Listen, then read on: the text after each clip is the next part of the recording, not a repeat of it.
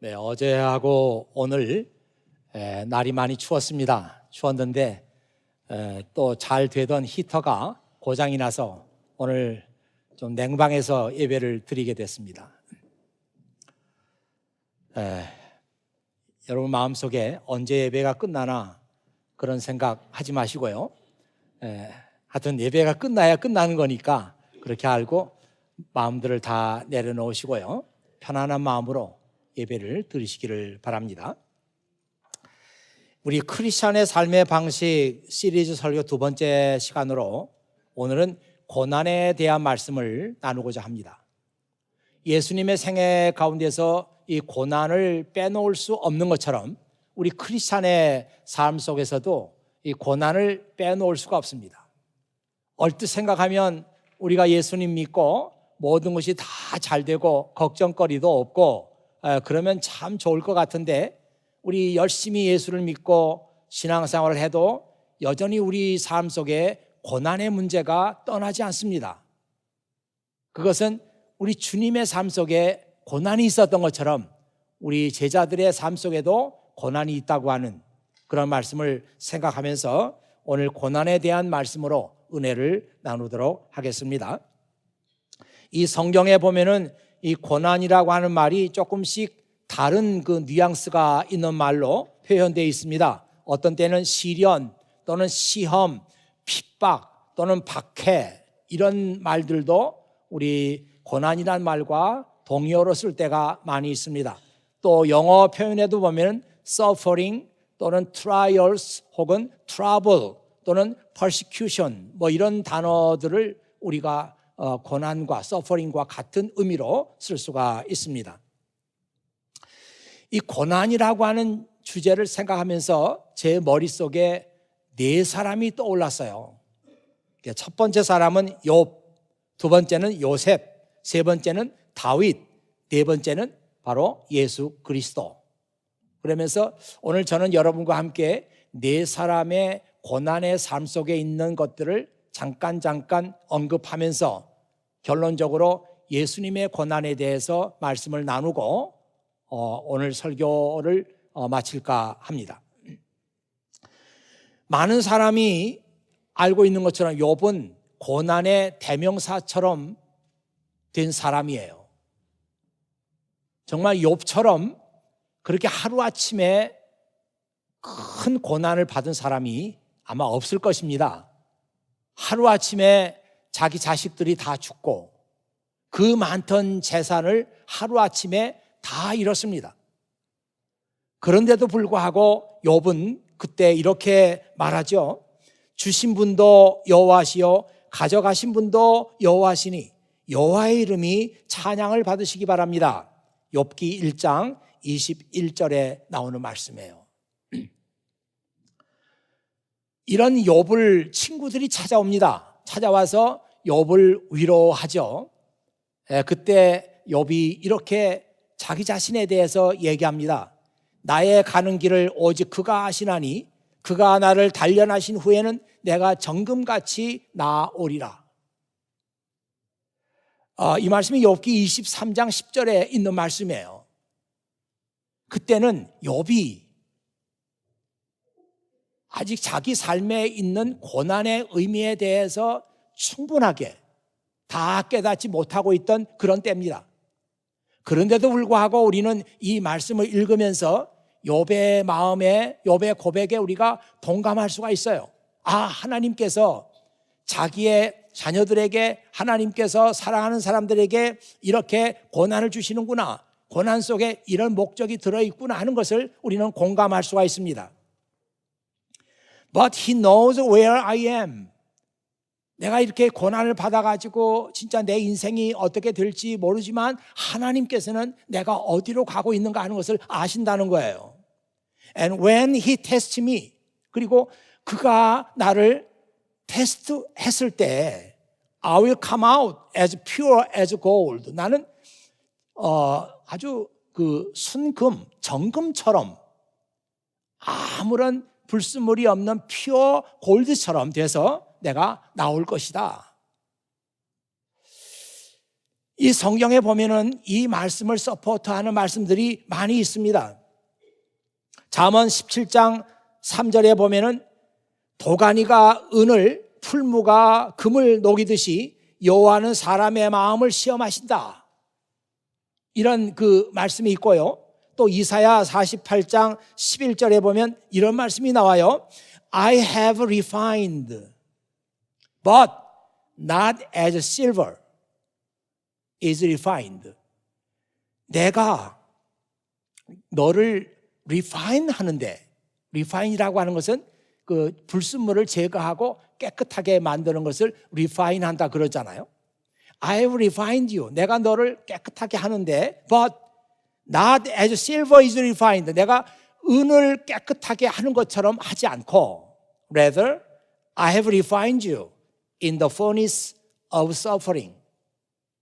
나는 너를 고난의 furnace니까 용광로라고 번역하면 좋겠어요. 고난의 용광로 속에서 내가 너를 refined 시킨다.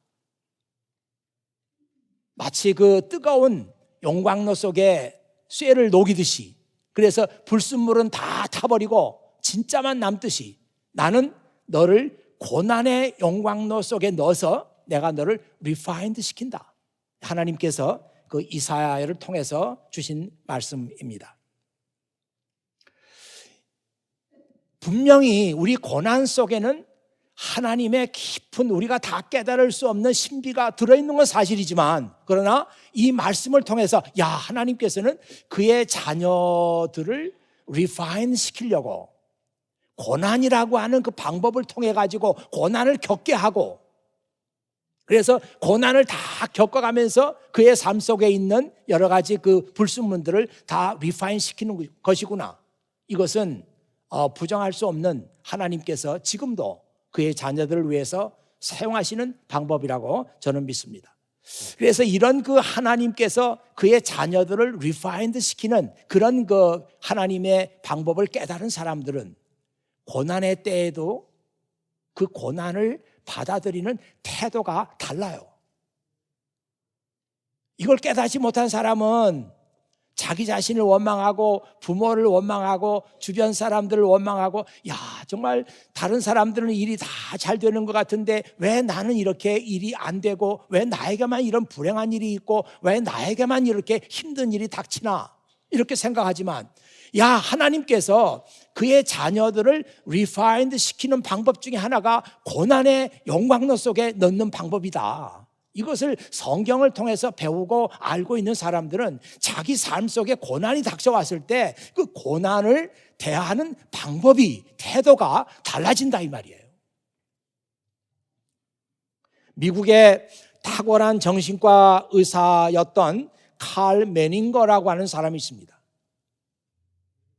그분은 1893년에서 1990년까지 살았던 아주 탁월한 정신과 의사였는데요. 그가 많은 저서를 썼습니다. 그가 남긴 유명한 말 가운데 이런 말이 있어요. Attitude is more important than facts. 지금 화면에 나가고 있죠. 우리가 어떤 일을 딱 부딪혔어요. 그걸 팩트라고 한다면, 우리가 어떤 일을 경험하고 딱 부딪힌 그 일들, 그게 팩트라고 한다면, 팩트보다 더 중요한 것은 내가 그 팩트를 어떻게 대하느냐, 이런 애티튜드, 나의 애티튜드가 더 중요하다. 칼 매닝거가 남긴 유명한 말입니다. 저는 가끔씩 이런 분들의 얘기를 들으면 역시 그 훌륭한 업적을 남기고 또 탁월한 그런 그 인사이트를 가졌던 그런 분들의 얘기는 우리가 귀담아 들을 필요가 있습니다. 팩트보다 더 중요한 게 애티튜드예요. 여러분의 삶 속에 어떤 고난이 왔고 하면은 그 고난을 내가 어떻게 대하느냐, 이 애티튜드가 중요하거든요. 그런데 하나님께서 이 고난을 사용해 가지고 그의 자녀들의 삶을 refined 시킨다, 이런 사실을 알고 있는 사람들은 이 고난의 시간에 그 고난을 대하는 애티튜드가 달라진다 이 말이에요. 이 애티튜드가 여러분의 삶을 변화시킵니다. 그리고 여러분의 삶을 완전히 바꾸어 놓는 거예요.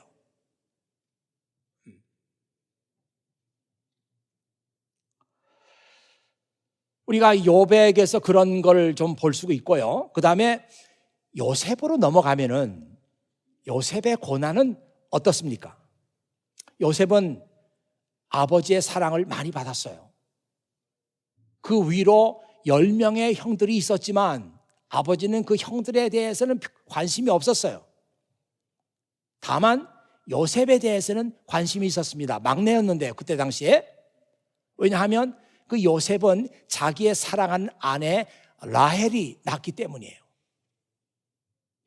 그 야곱에게 아내가 둘이 있었잖아요.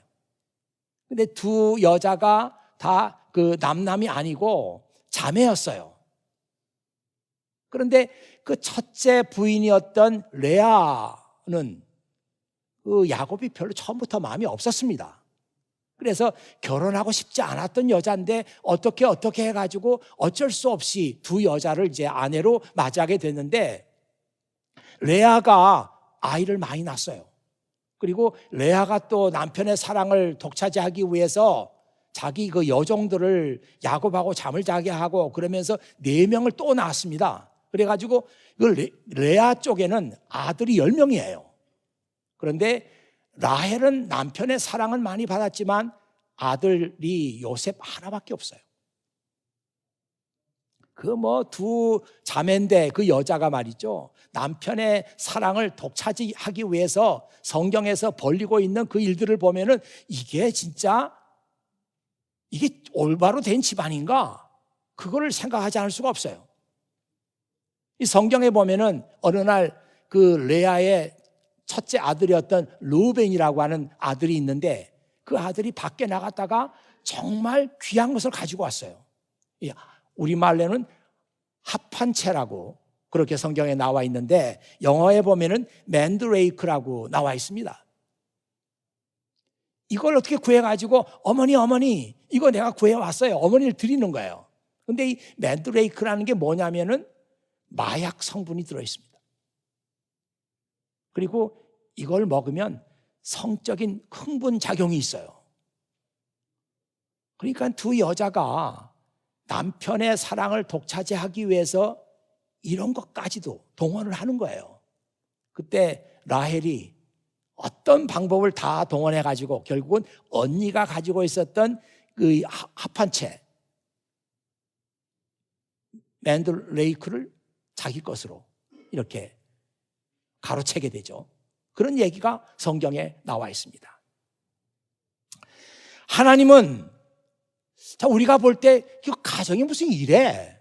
이건 가정도 아니다 싶은데 하나님께서는 그 가정의 시기와 질투, 불화 이런 것까지 사용하셔서 하나님의 뜻을 이루어 나가십니다.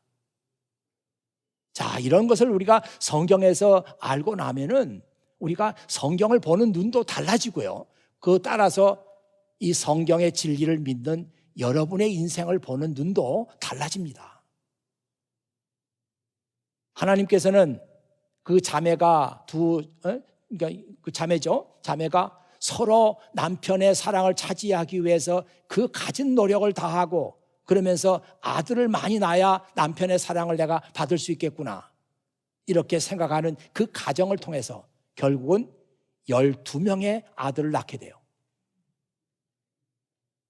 그래가지고 야곱의 12지파가 그래서 완성이 되고 이것이 나중에 이스라엘이라고 하는 국가를 건설하는데 기초가 됩니다. 하나님께서는 그렇게 하나님의 뜻을 이루어 나가는 거예요.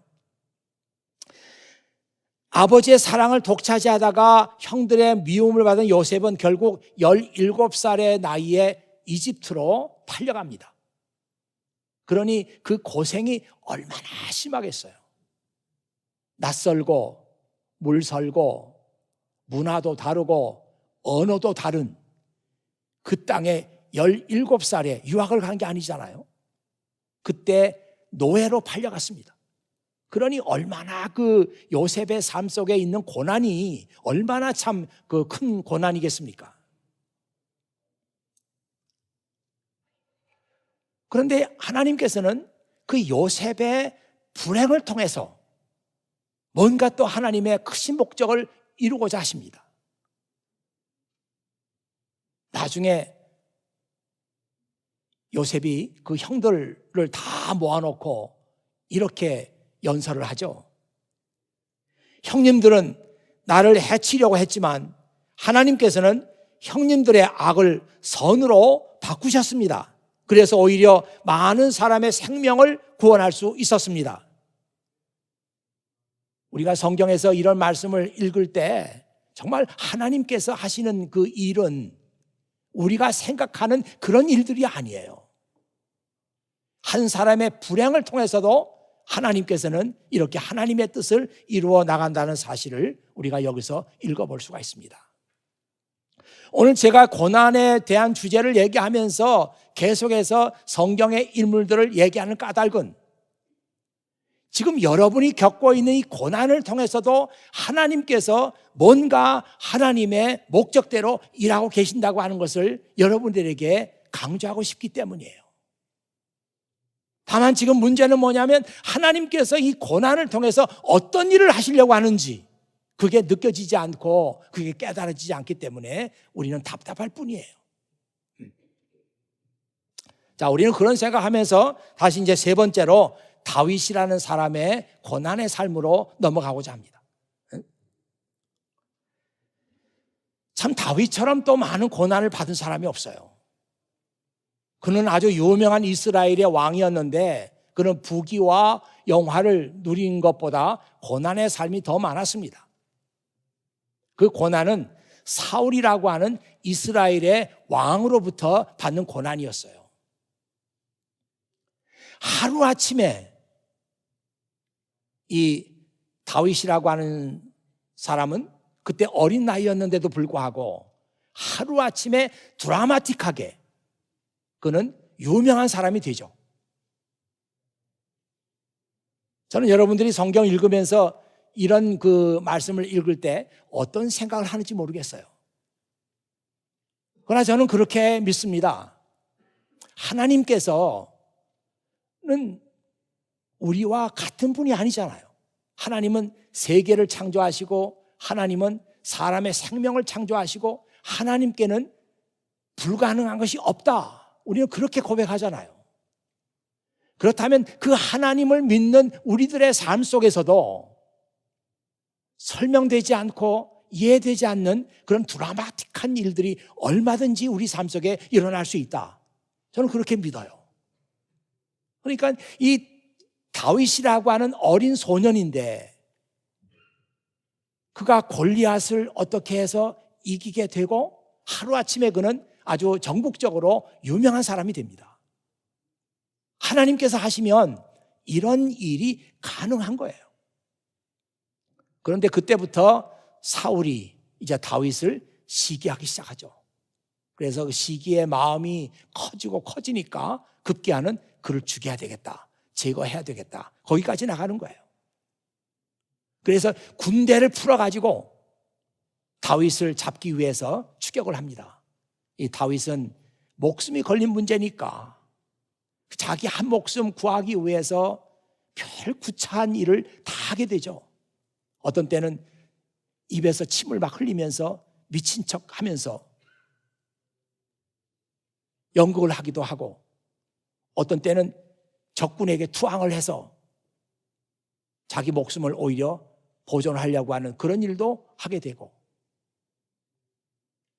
그 사울이 자기를 죽이려고 하는 그 위급한 환경 속에서 얼마나 마음이 외롭겠어요. 자기가 뭐 잘못하신 거라서 있으면 이래서 내가 진짜 이런 고난을 받는구나 이걸 알기라도 한다면 속이 시원하겠지만 이유도 없이 사울은 자기를 죽이려고 합니다. 홀로 광야에 있는 다윗은 시를 쓰기 시작해요. 어떤 때는 하나님을 원망하는 시가 나오기도 하고 어떤 때는 하나님의 보호와 하나님의 인도가 필요하다고 하는 절절한 그런 시가 나오기도 하고, 그런 중에도 나는 하나님을 놓지 않겠습니다, 나는 하나님을 찬양합니다 하는 시가 나오기도 하고, 수많은 그 시편들이 그의 삶이 가장 어렵고 고난받고 위기에 빠졌을 때 나왔어요. 여러분, 이 얘기를 한번 뒤집어서 얘기해 봐요. 다윗이 그런 위기가 없었고 늘 편안하고 좋은 시간만 있었고 다윗의 생각 가운데 고난이 없었더라면 그래도 그는 그런 시를 썼을까? 아니에요. 아마 안 썼을 거예요. 힘드니까 하나님 앞에 기도하다가 그 기도가 시가 되고, 그것이 오늘 여러분이 가지고 있는 시편 속에 들어있는 다윗의 시들입니다. 근데 저는 이 다윗의 시를 읽으면서, 시편을 읽으면서 최근에 와서 그런 생각들을 더 많이 한 것이 있어요. 야, 다윗이 그때 썼던 구구절절히 하나님께 살려달라고 하고 하나님의 은혜가 필요하다고 매달리고 처절하게 기도했던 그 시편들 속에 하나님께서는 장차 오실 메시아에 대한 비밀을 다윗의 시편 속에다가 숨겨 놓으셨어요. 야, 이걸 볼 때는 저는 정말 어떻게 더 이상 얘기를 해야 될지 모르겠습니다. 다윗의 시는, 그때 나왔던 시편들은 단순한 시가 아니에요. 하나님께서는 이 다윗의 시편 속에다가 장차 오실 구원자 메시아에 대한 생각들을 다 거기다가 심어놨던 거예요. 만일 그때 다윗이 시를 쓰지 않았더라면, 그에게 고난이 없었더라면 하나님은 그 메시아의 비밀을 어디에다가 숨겨놓았을까? 그런 생각도 저는 해봤어요.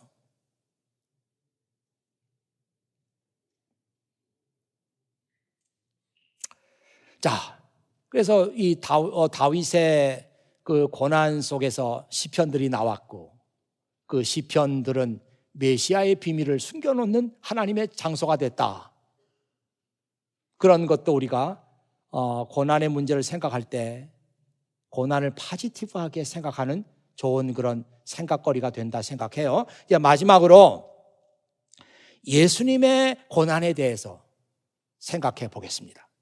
오늘 읽은 베드로전서 2장 본문 말씀에 보면은 예수님께서 받으신 고난에 대해서 이렇게 말하고 있습니다. 2장 21절이죠. 그리스도께서 여러분을 위해 고난을 받으심으로 우리가 따라야 할 모범을 보여주셨습니다. 그러므로 그리스도의 발자취를 따르십시오. 그 밑에 New Living Translation이 있는데, 이 트랜슬레이션은 조금 뉘앙스가 달라요. For God calls you to do good. 하나님께서 당신이 내가 선한 일을 하게 하기 위해서 너를 불렀다는 거예요. Even if it means suffering. 선한 일을 한다는 게 심지어는 suffering, 고난일 수도 있어요. 여러분 그렇잖아요.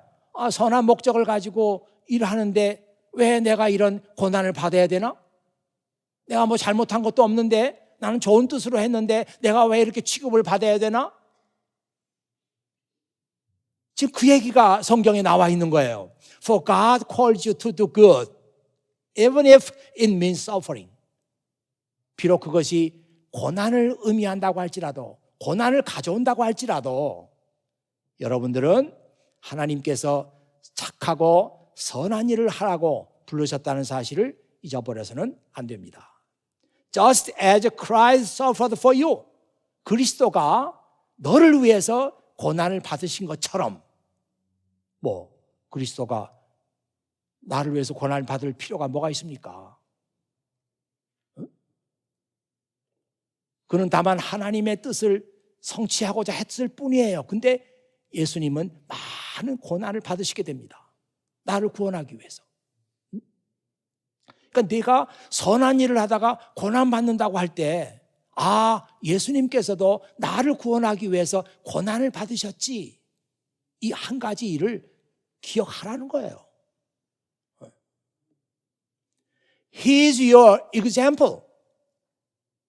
예수 그리스도는 너에게 example이에요. And you must follow his steps. 너는 그래서 그가 남겨놓은 스텝, 발자국들을 내가 must follow, 따라가야만 되는 거예요. 여러분, 이 말씀이 오늘 여러분들에게 하나의 커다란 하나님께서 여러분에게 주시는 말씀으로 여러분 마음속에 프린트가 됐으면 좋겠습니다. 우리 주님은 우리를 구원하시기 위한 선한 목적을 가지고 하나님의 뜻을 성취하다가 엄청난 고난을 받으셨어요. 예수님께서는 우리 앞에다가 고난의 발자국을 크게 찍어놨어요. 그래서 여러분들이 선한 일을 하다가 어떤 그 고난을 받았을 때, 아, 나만 이렇게 고난을 받는다. 아니에요. 벌써 여러분 전에 우리 주님께서 고난을 받으시고 우리 앞에다가 고난의 발자국을 찍어 놓으셨어요. 여러분이 혼자 이 길을 가는 게 아닙니다. 여러분만 이 고난을 겪는 게 아니에요. 주님께서 이 고난을 먼저 겪으셨어요. 우리보다. 그래서 우리는 가지 않는 길을 외롭게 가는 것이 아니고 주님께서 이미 가신 길을 우리가 따라가는 겁니다. 지금 베드로가 누구에게 어떤 상황 속에서 이 편지를 쓰고 있는가 하는 것을 우리는 베드로전서 읽으면서 계속해서 생각해야 합니다. 이 사람들은 지금 예수님을 믿는다고 하는 그 이유 때문에 고난받고 있는 사람들이에요. 처음에는 동족인 유대인들로부터 핍박을 받았어요. 조금 세월이 가면서 상황이 바뀌면서 이제는 로마로부터 박해를 받기 시작합니다. 왜? 예수님을 믿는다는 이유 때문에, 내가 그리스도의 제자라고 하는 이름 때문에. 이제는 동족이 아니라 로마로부터 생명의 위협을 받고 있는 그 상황이에요, 지금.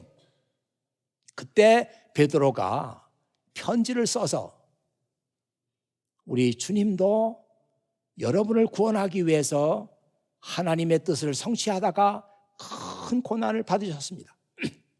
그리고 그분은 우리 앞에다가 고난의 발자국을 크게 찍어놨습니다.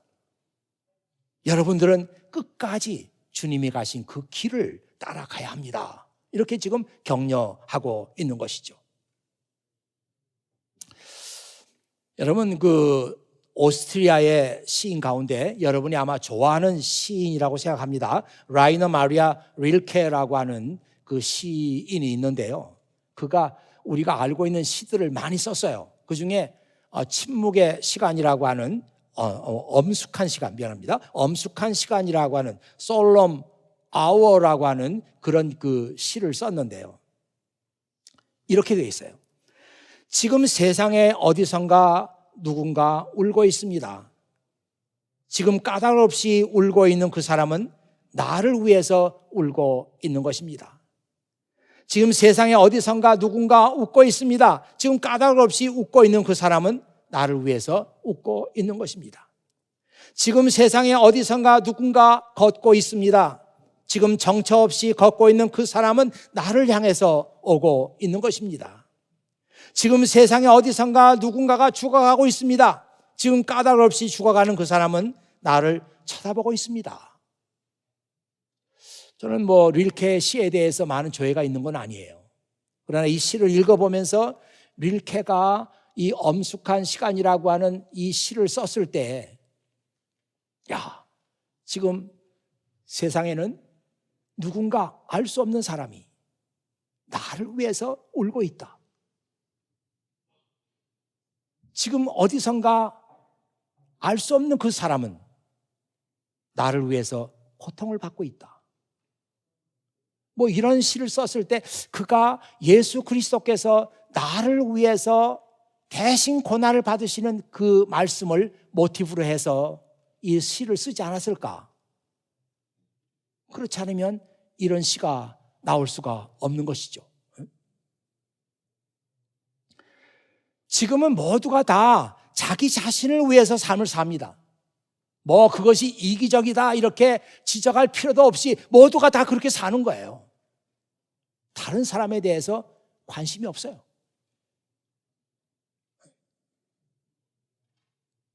그런데 성경에서 보여주는 예수님의 삶은 자기 자신을 위한 삶이 아니고 다른 사람을 위한 삶이었어요. 저는 그렇게 생각합니다. 여러분들이 만일 정말 빈 마음을 가지고 정직한 마음을 가지고 성경에서 예수님에 관한 얘기를 여러분이 읽는다면 여러분은 더 이상 자기 자신을 바라보지 않고 다른 사람들을 바라볼 수밖에 없어요.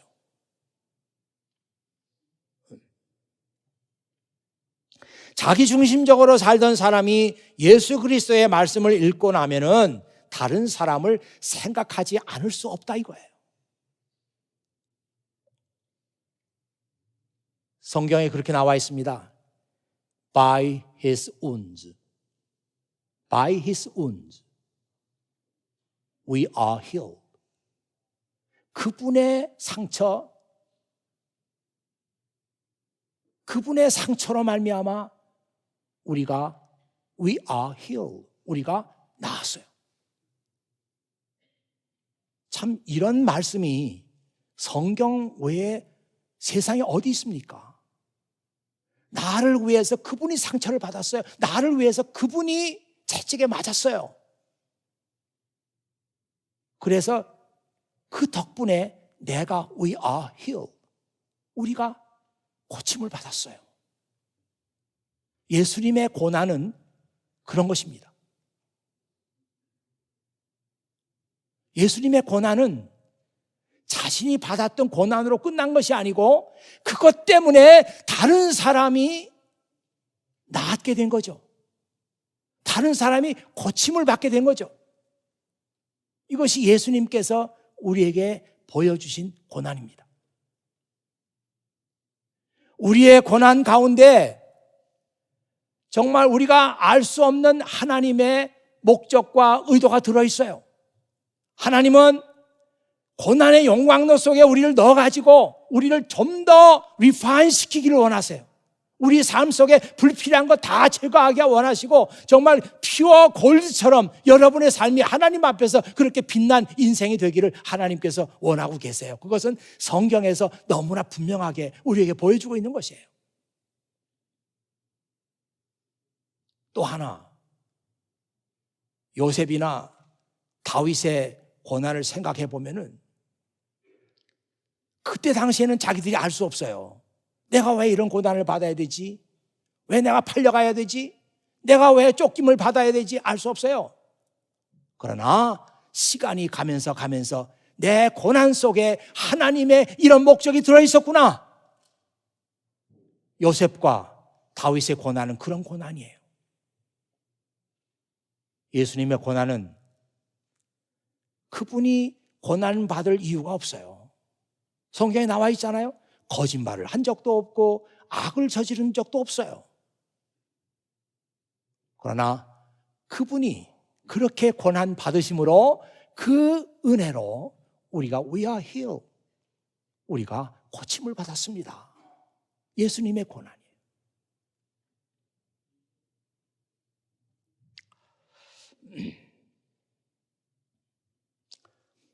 저는 이 고난에 대한 설교를 하면서 이 주제가 목사들에게는 이게 설교하기가 쉬운 주제가 아니에요.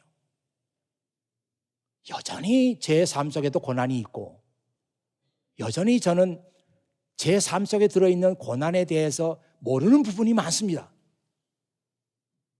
고난은 하나님께서 감춰놓으신 미스터리예요.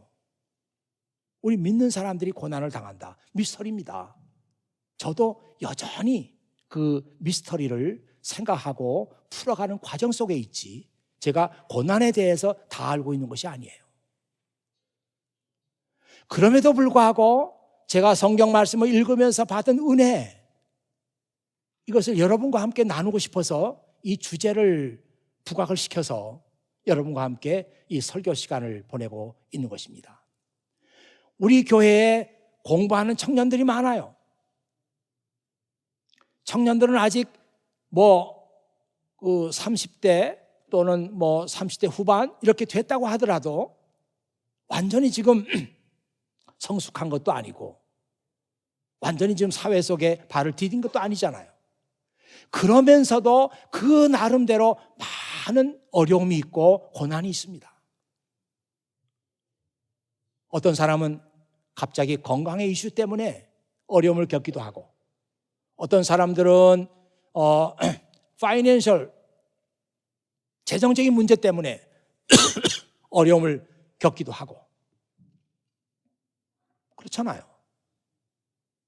어떤 사람들은 정말 인간관계에서 어려움을 겪기도 하고, 또 어떤 사람들은 학교에서 교수와 그 참 풀려지지 않는 어려운 문제 때문에 고통을 당하는 사람들도 있고,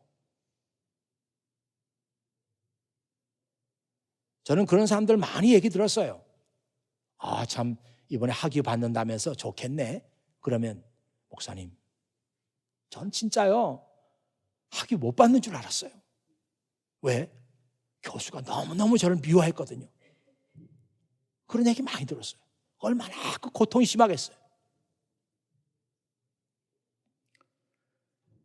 여러분의 삶 속에 지금 여러분이 다 깨달을 수 없는 그 고난이 있습니다. 제가 목사로서 여러분들에게 권면하고 싶은 것은, 그럼에도 불구하고 여러분들은 하나님을 믿는 그 믿음을 결코 포기하지 말라는 거예요. 어려우니까 힘드니까 나 교회 안 가, 그렇게 단순하게 생각하지 말라는 거예요. 그렇게 생각하면 하나님의 은혜를 여러분들이 그냥 스스로 거절하는 그런 꼴이 되고 마는 것입니다. 어렵고 힘들어도 다른 건 다 놔버리고 포기한다고 할지라도 하나님을 믿는 이 믿음은 끝까지 가지고 있으세요. 그러면 여러분이 지금 받고 있는 이 고난의 의미가 어떤 것인가 하는 것이 하나님의 때가 되면 반드시 드러납니다. 이게 제가 가지고 있는 믿음이에요. 제가 누군가 이렇게 쓴 글을 읽었습니다. Be patient. 화면 좀 봐주세요. 그 전에 Be patient. God isn't finished with you yet. 무슨 말이에요?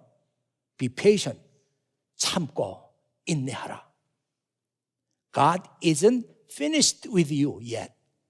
하나님께서는 아직 너에 대한 일을 피니시하지 않았어요. 그러면서 보니까 필리피안스 chapter 1 verse 6, 빌립보서 1장 6절이라고. 이거 처음 보는 얘기인데 하면서 빨리 성경을 찾아보니까 거기 그런 얘기 없어요. 거기에 이런 얘기가 나와 있습니다.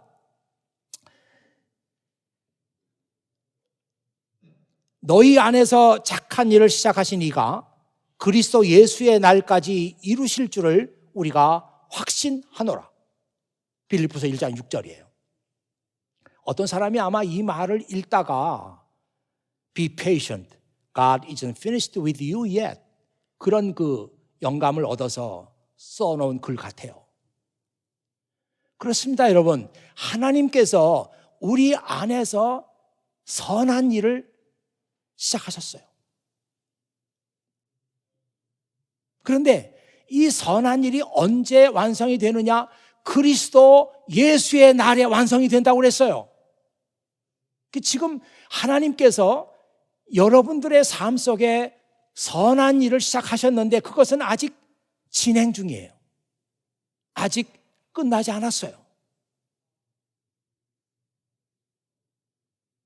그리스도 예수님의 날에 여러분을 향한 하나님의 뜻은 완전히 이루어져서 꽃을 피우게 될 것입니다.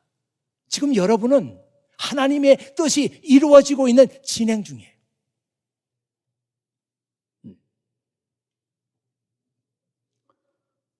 또 하나 더 볼까요? 다음 화면. Don't be ashamed of your story. of you가 아니고 of your story. Don't be ashamed of your story. It will inspire others. 지금 여러분 가운데 남에게 얘기하지 못하지만 어려움 겪으면서 혼자 속으로 아파하고 힘들어하는 사람들 있죠. 누가 여러분에게 물어봐요? 뭐 어떻게 지내요? 뭐 어떻게 지내? 뭐 할 얘기도 없습니다. 오늘 이 말씀은 그렇지 않잖아요. Don't be ashamed of your story. 내 이야기를 부끄러워하지 마. 네가 지금 힘들어하는 거 부끄러워하지 마. 내 일이 잘 안 되고 있는 거 그거 감출 거 없어. 부끄러워하지 마. It will inspire others. 너의 이야기가 다른 사람에게는 다른 사람을 인스파이어 할 수 있어요. 너의 지금 이 이야기가 하나님께서 사용하신다면 다른 사람을 격려할 수 있고 다른 사람에게 희망을 줄 수도 있고 다른 사람의 삶을 변화시킬 수도 있어요. 야곱의 두 아내 이야기 얼마나 부끄러워요. 자매끼리 마약까지 먹어가면서 자매끼리 성적 흥분제까지 먹어가면서 남편의 사랑을 차지하려고 그 얘기 얼마나 부끄러워. 누구에게 얘기하겠어요? 그러나 그 이야기가 우리를 인스파이어 하는 거예요. 우리를 격려하는 거예요.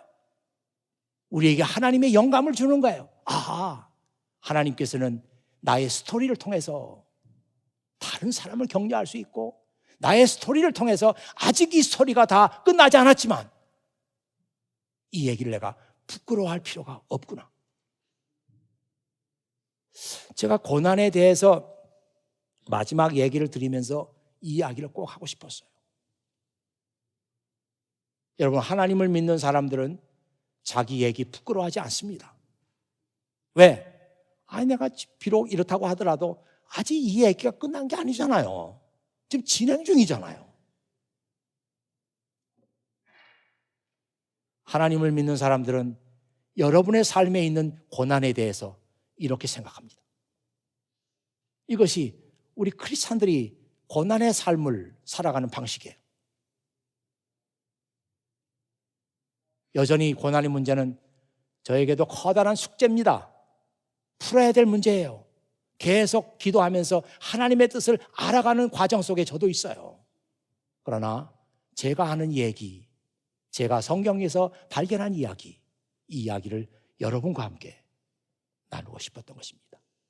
같이 기도하겠습니다.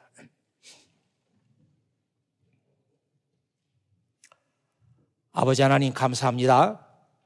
오늘 아버지 하나님께서 또 이 설교 시간을 통해서 우리에게 주시고자 하는 귀한 뜻이 있었다는 것을 다시 한번 생각하게 됩니다. 아버지 하나님, 참 저희들의 삶 속에 즐거움만 있는 게 아니고 저희들의 삶 속에 모든 것이 잘 되는 일만 아니고 내가 알 수 없는 고난이 있다고 하는 것은 여전히 저희들에게는 커다란 문제입니다. 아버지 하나님, 저희들의 삶을 주님께 맡겨드립니다. 이것은 저의 삶이 아니라 이제는 아버지 하나님의 소유이고 아버지 하나님의 것입니다. 아버지의 뜻을 저를 통해서 이루어 주시기를. 저희들은 다만 아버지 하나님께서 내 삶 속에서 일하시는 것을 보면서 하나님의 일이 지금도 내 안에서 계속되고 있다. 이런 믿음을 가질 수 있도록 아버지 하나님 도와주시옵소서. 우리 가운데 아파하고 괴로워하고 힘들어하는 친구들 있습니까? 나의 이야기가 부끄러운 얘기 아닙니다. 하나님께서 일하고 계시는 얘기입니다. 어떤 경우에도 하나님 놓지 말고 믿음 놓지 말고 다른 거 다 놓는다고 하더라도 하나님을 믿는 믿음은 끝까지 붙들고 있는 믿음의 사람들 되게 하시고 하나님의 때가 되매 하나님의 아름다운 뜻이 그들의 삶 속에서 꽃을 피우는 은혜와 축복이 있기를 소원합니다. 오늘 말씀이 아버지 하나님께서 주시는 귀한 위로와 격려의 말씀이 되게 하옵소서. 우리 구주 예수 그리스도의 이름으로 기도하옵나이다. 아멘.